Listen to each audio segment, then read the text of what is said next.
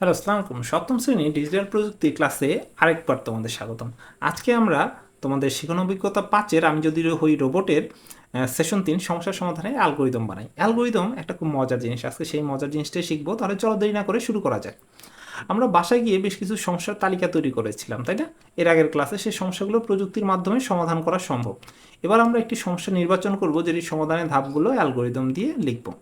এখন এখানে শিক্ষক পুরো ক্লাসে সবাইকে নিয়ে একটা মোট 6টি দলে ভিন্ন ভাগ করে দেবেন। তোমাদের ক্লাসে ভাগ করে দিবে 6টি দলে। প্রতিটি দলের সকল সদস্য নিজের লেখা বিভিন্ন সমস্যা যেগুলো প্রযুক্তি দিয়ে সমাধান করা যায়, বিশেষ কোনো রোবট দিয়ে যদি উদাহরণস্বরূপ বলি সমাধান করা যায়, সেগুলোর একটা তালিকা একসঙ্গে করবে। করার পরে তোমরা কি করবা? 3 নম্বরে এবার নিজে মিলে আলোচনা করি, এই সমস্যার বাছাই করে সিদ্ধান্ত নেব। এই সমস্যা নিয়েই পরবর্তী সেশনগুলোতে আমরা কাজ করব। আমরা যেতে পারি এবার নির্বাচন করার সমাধানগুলোর ধাপগুলো অ্যালগরিদমে রচনা করে লিখে ফেলি। মনে রাখতে হবে অ্যালগরিদম এমনভাবে লিখতে হবে যেন রোবটকে সেই অ্যালগরিদম দিলে অ্যালগরিদমের ধাপগুলো অনুসরণ করে রোবটটি পুরোদমে কাজ করে ফেলতে পারে। যেমন আমরা এর আগে আগুন নেভানোর জন্য রোবটের ব্যবহার সম্পর্কে জেনেছিলাম। তুমি তোমার আগুন নেভানোর ক্ষেত্রে রোবট হতে হলে তোমার কাজকে অ্যালগরিদম কেমন হতো সেটা নিয়ে যদি একটা পৃষ্ঠায় লিখি, দেখো একটা অ্যালগরিদমের মতন রোবটের কাজটা। ধরো আগুন নেভানোর জন্য রোবটের ব্যবহার। তাহলে অ্যালগরিদম মানে কি? অ্যালগরিদম মানে হচ্ছে কোনো সমস্যাটাকে ধাপে ধাপে স্টেপ বাই স্টেপ সমাধান করাটাই হচ্ছে অ্যালগরিদম। তুমি যদি দেখো এই প্রথম অ্যালগরিদমের রোবটের আগুন নেভানোর জন্য প্রথমে রোবটটা চালু করতে হবে। দেন রোবটের ক্যামেরা দিয়ে সামনের অবস্থা দেখতে হবে। দেখার পর যদি দেখে কোথাও আগুন দেখা যাচ্ছে তাহলে সে চতুর্থ ধাপে, দেখা যাচ্ছে না যদি দেখা না যায় তাহলে সে কী করবে? চতুর্থ ধাপে চলে যাবে।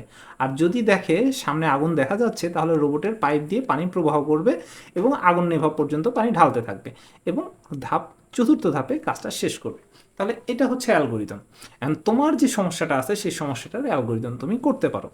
এখন আরেকটা বিষয় হচ্ছে যে আমাদের হয়তো অ্যালগরিদমটাকে আরেকটু বোঝা প্রয়োজন। তার জন্য আমি তোমাদের জন্য অ্যালগরিদমের আরেকটু বিস্তারিত এখানে দিয়েছি। তোমরা দেখো অ্যালগরিদম কি। অ্যালগরিদম হচ্ছে ধাপে ধাপে কোনো সমস্যার সমাধান করা, অর্থাৎ একটি সমস্যাটাকে কয়েকটি ধাপে ভেঙে প্রতি ধাপ পরপর সমাধান করাকেই তোমার সমগ্র সমস্যাটা সমাধান করলেই তাকে বলবো আমরা অ্যালগরিদম। আরব গণিতবিদ আল খারিজমি এর নাম অনুসারে অ্যালগরিদমের নামকরণ করা হয়েছে। আর অ্যালগরিদমের প্রয়োজন কেন? প্রোগ্রামে সহজে বোঝার জন্য অ্যালগরিদমের প্রয়োজন হয়, প্রোগ্রাম রচনায় সমস্যা সমাধানের বর্ণনার জন্য অ্যালগরিদমের দরকার হয়। আর অ্যালগরিদমের শর্ত কী? অ্যালগরিদমে অবশ্যই একটা সমস্যা থাকতে হবে। কোনো সমস্যা না থাকলে তো অ্যালগরিদম করার প্রয়োজন নাই। কয়েকটি ধাপে ধাপ ভাঙতে হবে। দেন তোমার প্রত্যেকটি ধাপ পরপর সমাধান করতে হবে। নেক্সট সমগ্র সমস্যাটাকে সমাধান করতে হবে। আর অ্যালগরিদমের কিছু বৈশিষ্ট্য আছে। যদি বৈশিষ্ট্য বলি, অ্যালগরিদম সহজবোধ্য হতে হবে, এমন কঠিনভাবে করা যাবে না যা কিছুই বোঝা যায় না। তারপর হচ্ছে এর কোনো ধাপই দ্ব্যর্থবোধক হবে না, মানে এমন কোনো ভাষা ব্যবহার করবা না যেটা বোঝার অযোগ্য হয়ে যায়, মানুষের কাছে কষ্টবোধ হয়। সসীম সংখ্যক ধাপ, এমন না 100 150 200টা ধাপ, অনেক ধাপ দিতে আসো এরকম না। যতটুকু কম করা যায় 4টা 5টা 10টা 15টা ধাপের মধ্যে সমাধান করার চেষ্টা করতে হবে। একে ব্যাপকভাবে ব্যবহারে প্রয়োগ করা যাবে। ধরো তুমি রোবট দিয়ে তোমার আগুন নিভানোটা শিখলে, তাহলে রোবট দিয়ে অন্যটাও ওই ধাপের ওই সিস্টেমের মধ্যে তৈরি করা যায় যাতে ব্যাপকভাবে প্রয়োগ। এখন আমি একটা অ্যালগোরিদম করার চেষ্টা করব, 3টি সংখ্যার যোগফল নির্ণয় করার অ্যালগোরিদম। সিম্পল একটা অ্যালগোরিদম যদি বলি তোমাদের, তাহলে এটার ক্ষেত্রে কেমন হবে অ্যালগোরিদমটা?